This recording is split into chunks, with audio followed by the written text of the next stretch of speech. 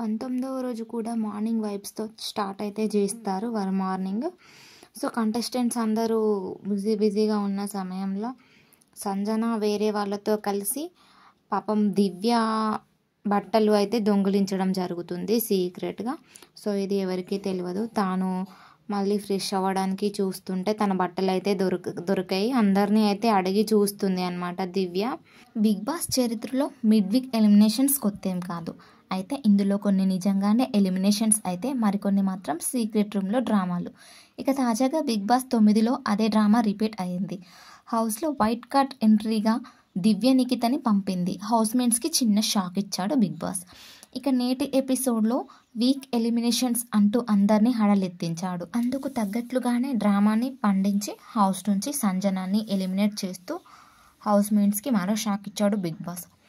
అంతకుముందు big boss ఆదేశాల మేరకు దివ్య నిఖిత తన దృష్టిలో టాప్ 1 నుంచి 13 ఎవరో చెప్పి ర్యాంకింగ్స్ ఇచ్చిందనమాట.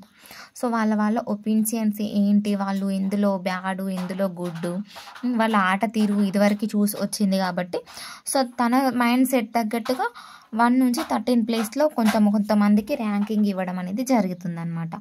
ఆ ర్యాంకింగ్స్ ఆధారంగానే అయితే టాప్ 5లో ఎవరున్నారో వాళ్ళైతే క్యాప్టెన్స్కి అర్హులు అన్నమాట అని బిగ్ బాస్ చెప్తారు. అలాగే వీరికి క్యాప్టెన్టీ టాస్క్ అనేది స్టార్ట్ అవుతుంది.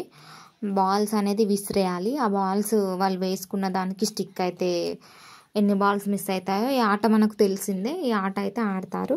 సో మొత్తానికి అయితే ఇందులో హ్యూమాన్యువల్ అయితే విన్ అవుతారనమాట. బిగ్ బాస్ 9లో 3వ క్యాప్టెన్ అయ్యాడు ఇమాన్యువల్. ఆ తర్వాత మిడ్ వీక్ ఎలిమినేషన్స్ హడావిడి మొదలైంది. అర్ధరాత్రి సైరన్ మోగించి కంటెస్టెంట్ని కంగారు పెట్టాడు బిగ్ బాస్. సైరన్ మోగడంతో అందరూ వైల్డ్ కార్డ్ ఎంట్రీలు వస్తున్నారేమో అనుకుని పరిగెత్తుకుంటూ గార్డెన్ ఏరియాలోకి వచ్చారు. కానీ బిగ్ బాస్ అనౌన్స్మెంట్ చేశాడు. నా చక్రవ్యూహం మొదట అధ్యాయంలో దివ్య ఇంట్లోకి అడుగుపెట్టింది. ఇప్పుడు ఆ చక్రవ్యూహం మరో అధ్యాయానికి సమయం వచ్చింది. ఇంటి సభ్యులందరూ ఎప్పటి వరకు మీకు లభించిన ఫలాల్లో బ్లాక్ సీడ్స్ ఏం తీసుకొచ్చాయో చూశారు. ఇప్పుడు రెడ్ సీడ్స్ పొందిన వారి వంతు. ఎప్పుడూ లేని విధంగా రెడ్ సీడ్స్ పొందిన వారికి ఇంటి నుంచి ఒకరిని బయటికి పంపే అధికారాన్ని నేను ఇస్తున్నాను.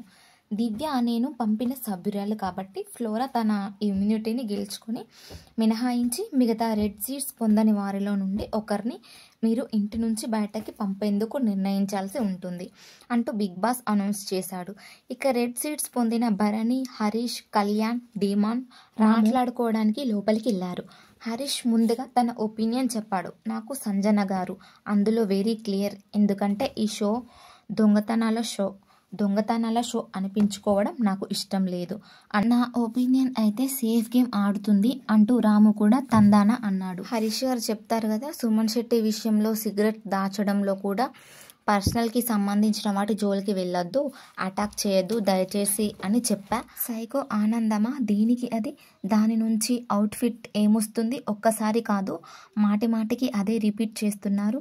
ఇవాళ దివ్యది కూడా అలానే అయింది పరిస్థితి అంటూ హరీష్ అన్నాడు.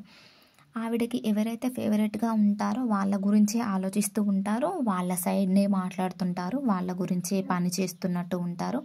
అందరి దగ్గర అది ఉందో లేదో తెలియదు, కానీ నా విషయంలో ఎందుకు అనిపించిందో ఏమో మరి ఆవిడ కొంచెం తక్కువ చేసి మాట్లాడుతున్న ఫీలింగ్ అనిపించింది నాకు. నేను అది అబ్జర్వ్ చేశాను అంటూ రాము చెప్పాడు. సంజన గారి తర్వాత సెకండ్ ఆప్షన్ అంటే ఎవరూ లేరు అంటారు.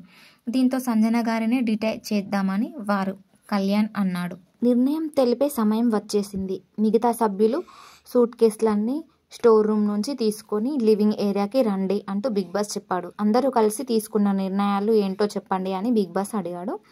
సంజన అని హరీష్ చెప్పాడు. తనకి ఏ విషయం అయినా నచ్చకపోతే పర్సనల్గా తీసుకొని పర్సనల్ అటాక్ చేస్తుంది, ఎమోషనల్గా ప్లే చేయడం ఇలా చేస్తుంది అని డీమన్ అన్నాడు.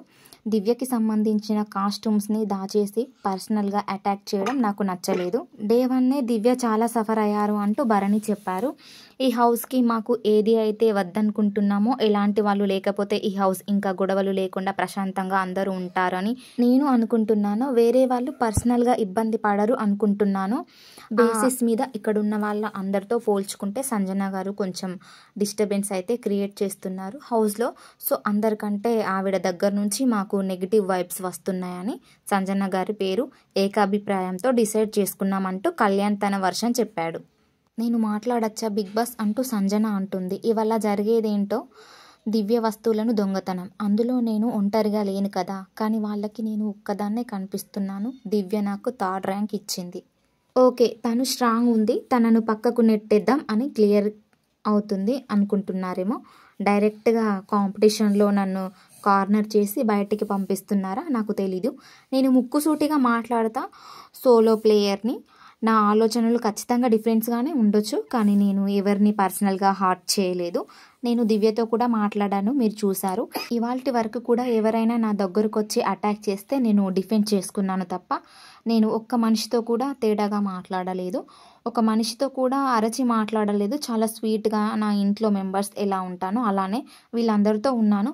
బిగ్ బాస్ హౌస్లో హార్మోనీ పాడు చేయాలని అయితే నా అస్సలు ఉద్దేశం కాదు అంటూ సంజన తన వర్షన్ చెప్తుంది. రెడ్ సీట్ పొందిన వారు ఇంటి నుంచి బయటకి పంపేందుకు నిర్ణయించిన సంజన సూట్ కేస్ని మెయిన్ గేట్ బయట పెట్టండి, సంజన మీరు వెంటనే మెయిన్ గేట్ నుంచి బయటకు వెళ్ళండి అంటూ బిగ్ బాస్ అన్నాడు.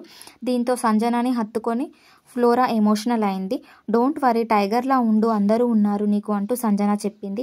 ఇక ఇమ్ము ఏడవడం చూసి, ఏడవకు, నువ్వు ఏడిస్తే నేను ఏడుస్తా, దేవుడు చూడు నాకు బయట ఇంకొక బిడ్డ కూడా ఉన్నాడు, నేను పోయి తనని చూడాలని ఉందేమో, నువ్వు టైగరురా, ఏడవకూడదు. ఇమాన్యువల్, నువ్వు ఏడిస్తే నేను ఏడుస్తాన్రా, నేను ఒంటరిగా పోతున్నా, నీతో అందరూ ఉన్నారు కదా, నీతో అందరూ ఉన్నప్పుడు నువ్వు ఎందుకు ఏడవడం అంటూ సంజన కూడా కన్నీళ్లు పెట్టుకుంది.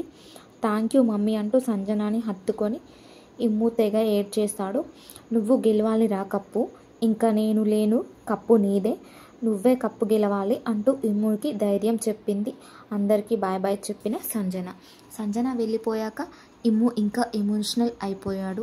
ఎవరేమనుకున్నా నేను చేయాలనుకున్నది చెప్తా, నేను నెగిటివ్గా అయినా పర్లేదు, నేను షో కోసం ఏదో ఒకటి చేస్తా, అది ఎలా వెళ్ళినా పర్లేదు అనే మైండ్ ఎవరికి ఉందన్నా ఉంటే అది సంజనకి మాత్రమే ఉంది. అంటే నా తప్పులు నీ మీద పడకూడదు, నేను తప్పు చేసుకుంటూనే ముందుకు వెళ్తా అని నేను మైండ్లో ఫిక్స్ అయ్యా. నువ్వు నేను తప్పు చేసేటప్పుడు దగ్గర రావద్దు, నన్ను దూరం పెట్టేది అంటూ ఇమ్ము ఏడ్చేశాడు. అప్పటికే సంజన సీక్రెట్ రూమ్కి వెళ్ళి ఇదంతా టీవీలో చూస్తుంది. నాటీనే, బిగ్ బాస్ నాటీ అంటే నెగిటివ్ కాదు, నేను నాటీ దారిలోనే వెళ్తాను అంటూ సంజన చెప్పింది. ఒక్క క్షణం ఒంటరివాణ్ణి అయిపోయానని అంటూ ఇమ్ము కన్నీళ్లు పెట్టుకున్నాడు. నాకు మంచి పార్ట్నర్ అండి కామెడీ చేయడానికి అంటూ దివ్యతో చెప్పి ఇమ్ము ఏడ్చాడు. హౌస్లో నవ్వులు పోయాయి. నవ్వే మనిషివి ఇంటి నుంచి బయటికి వెళ్ళారు. ఆ 5గురు డిస్కషన్ చేశారు కదా బిగ్ బాస్ ఆ రూమ్లో, అది కూడా నేను చూడాలి అంటూ సంజన బిగ్ బాస్ని రిక్వెస్ట్ చేసింది. ఇమ్ము ఏడుస్తూనే ఉండేసరికి ఏం ఏడవకు స్టూపిడ్, వస్తున్నా మళ్ళీ అంటూ సీక్రెట్ రూమ్లో సంజన మాట్లాడింది. ఆవిడ లేకపోతే హౌస్లో మజా ఉండదండి, నిజాయితీగా చెప్తున్నా, నేను ఫ్యాన్ అయిపోయాను ఆవిడకి, అందుకే నేను ఆవిడకి అంత కనెక్ట్ అయ్యానేమో అనిపిస్తుంది. మ్యాడ్ ఎంచుకున్న దారి తప్పు దారి కానీ అంటూ ఇమ్ము అన్నాడు. ఏం తప్పు లేదయ్యా, చిన్న బిడ్డ అంటూ సంజన అంది. హైలీ ఏడ్ చేసింది. నేను చూసేవాడిని దుప్పటి కప్పుకొని ఏడ్చేది, కానీ ఏ రోజు అవి కంటెంట్ మీద పడనివ్వలేదు. ఫస్ట్ వీక్ మొత్తం ఏడ్చింది. నేనే పడుకునేటప్పుడు అరగంట నవ్విచ్చి పడుకోవడం స్టార్ట్ చేస్తా, అప్పుడు పడుకోవడం స్టార్ట్ చేసింది. అది ఏ రోజు కూడా మార్నింగ్ చూపించేది కాదు, పిల్లల్ని మిస్ అవుతున్నాను, ఫ్యామిలీని మిస్ అవుతున్నాను అనేది ఏ రోజు చూపించేది కాదు అంటూ ఇమ్ము చెబుతూనే సీక్రెట్ రూమ్లో సంజన కూడా కన్నీళ్లు పెట్టుకుంది. స్ట్రాంగ్ ఫీల్ ఉంది ఆమె తిరిగి వస్తుందని అంటూ ఇమ్ముతో భరణి అన్నాడు. మరోవైపు ఎక్కడికి వెళ్ళారు బ్రదర్, సీక్రెట్ హౌస్లోనే ఎక్కడో ఉంటారు, ఉండి వచ్చేస్తారు, ఆవిడ అంతే అనిపిస్తుంది నాకు అంటూ హరీష్ కూడా రాముతో అన్నాడు.